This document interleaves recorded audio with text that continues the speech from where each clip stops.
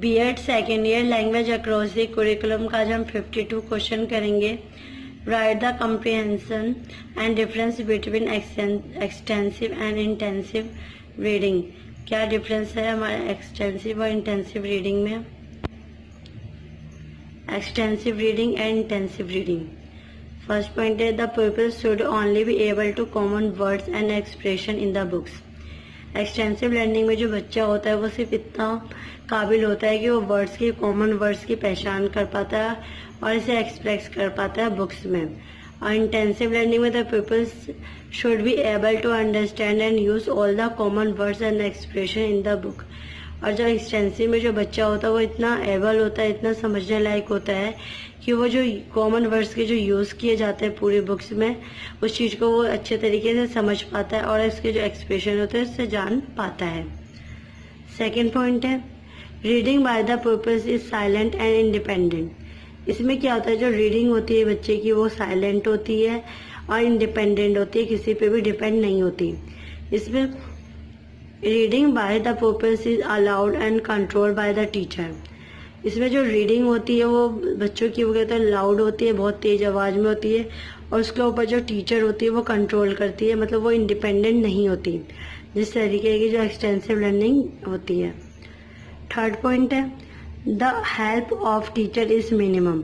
जो extensive learning होती है, रीडिंग होती है, इसमें जो टीचर्स का जो रोल होता है, जो टीचर जो बच्चों की हेल्प करती है वो बहुत ही कम करती है। The help of the teacher is maximum.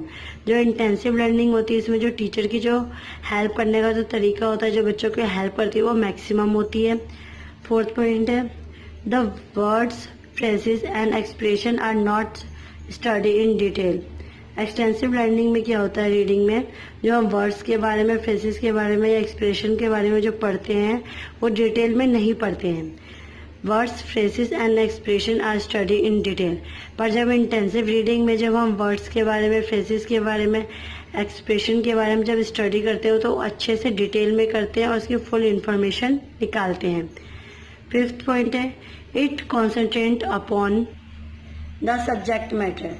इसमें क्या होता है जो हमारा कॉन्सेंट्रेट होता है पूरा डिपेंड होता है सब्जेक्ट मैटर के ऊपर, सब्जेक्ट के ऊपर हम अच्छे से तैयारी करते हैं। It concentrates upon the language.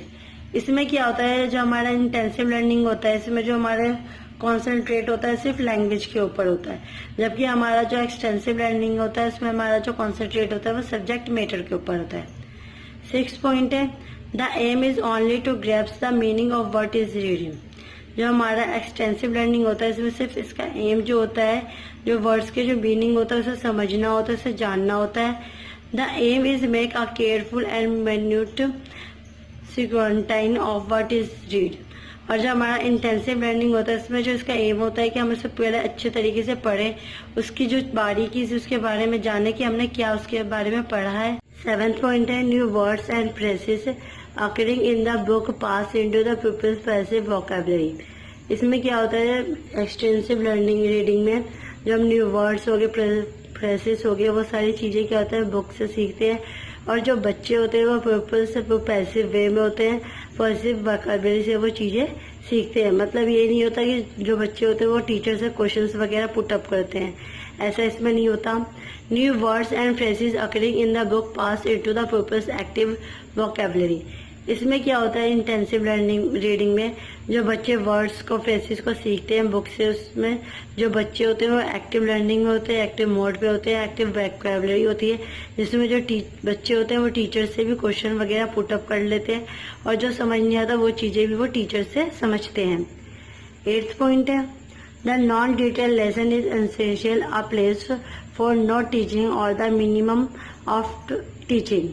इसमें क्या कहा गया है एक्सटेंसिव लर्निंग में जो चैप्टर हमने डिटेल में नहीं समझाया होता है और जो कि जरूरी होता है, जो जरूरी भी टीचर नहीं समझते कि हाँ हमें इस चैप्टर को बच्चों को अच्छे से समझाना है, तो इसमें जो टीचर होती है वो डिटेल में चैप्टर को नहीं समझाती है और जब अगर थोड़ा बहुत भी समझाती भी है, टीचिंग करती भी है तो वो बस नॉर्मली सा थोड़ा बता देती है, परंतु डिटेल में अच्छे तरीके से जो चैप्टर होता है उसे एक्सप्लेन नहीं करती।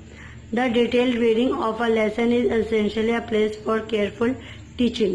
जब हम इंटेंसिव रीडिंग में जब बच्चों को हम पढ़ाते हैं तो इसमें जो टीचर होता है उसका पूरा दायित्व बनता है कि वो बच्चों की रीडिंग पे ध्यान दे कि बच्चे किस तरीके से पढ़ रहे हैं, उन्हें लेसन समझ आया या नहीं आया, उसमें वो हर एक चीज़ में बारीकी से ध्यान देते हैं और केयरफुल तरीके से टीचिंग करते हैं।